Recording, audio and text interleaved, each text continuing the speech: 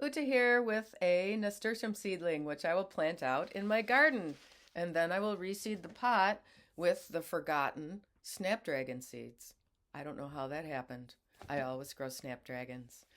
Not too many because they get these little black beetles.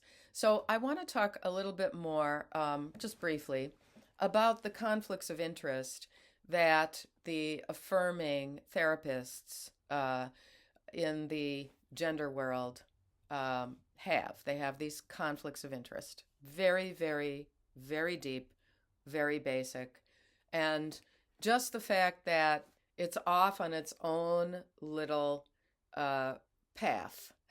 The word path comes up because of these organizations that have it in their name, ePath and WPath. They're on their own little path, very separate from what we've seen in in the rest of psychology or the rest of the mental health professions.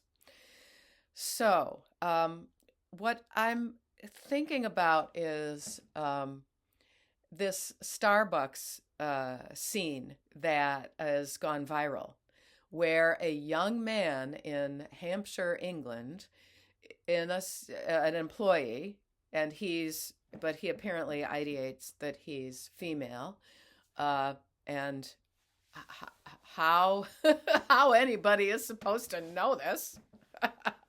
Maybe he was wearing a tag or something. I don't know. But he was very rude and berated this old woman, and then took the cell phone away from the person who posted this. Now, I guess this man, young man, has been fired, and I'm kind of relieved that a company like Starbucks would at least have some kind of standards of customer service. I don't spend very much money ever in Starbucks, but and I think it's crazy too that, for example, Starbucks is uh, apparently rumored to be reconsidering their generous offer to pay for sex change operations or whatever gender affirming.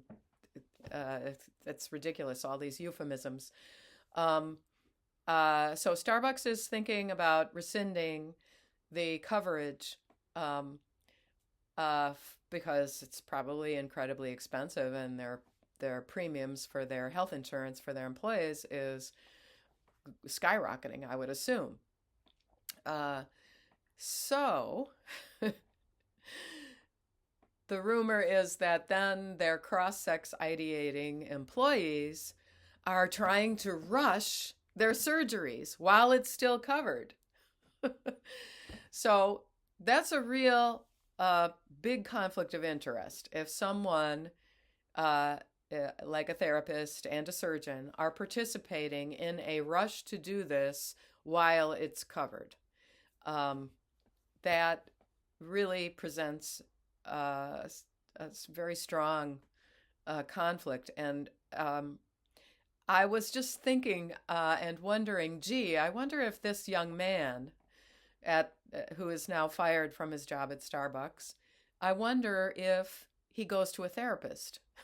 I wonder if he goes to some, gender affirming therapist. I'm kind of hoping not. I would rather that he just is wearing whatever he thinks is feminine articles of clothing. He didn't seem to be changing his voice, and that's good because you put a terrible strain on your vocal cords. There's um, a Call Me Sam. It's called Call Me Sam, YouTube channel of Sam K, who had lived for a couple of decades, I think, as Maya K, and is post op, as they say. Uh, and he hardly has a voice.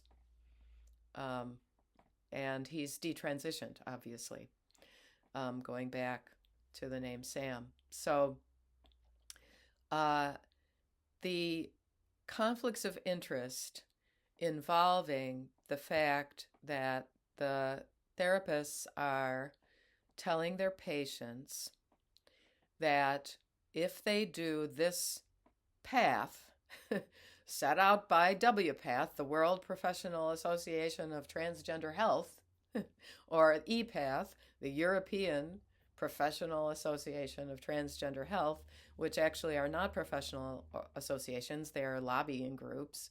And the doctors in general that are affiliated with them are individuals who did this themselves, and what they're doing is selling this idea. And this is how you know that something is a cult, if the people who have done this are promoting this. As well, the fact that people are so angry and expressing so much rage at detransitioners. The detransitioners will tell us that it was unresolved other issues. It was an autism diagnosis. It was ADHD, OCD,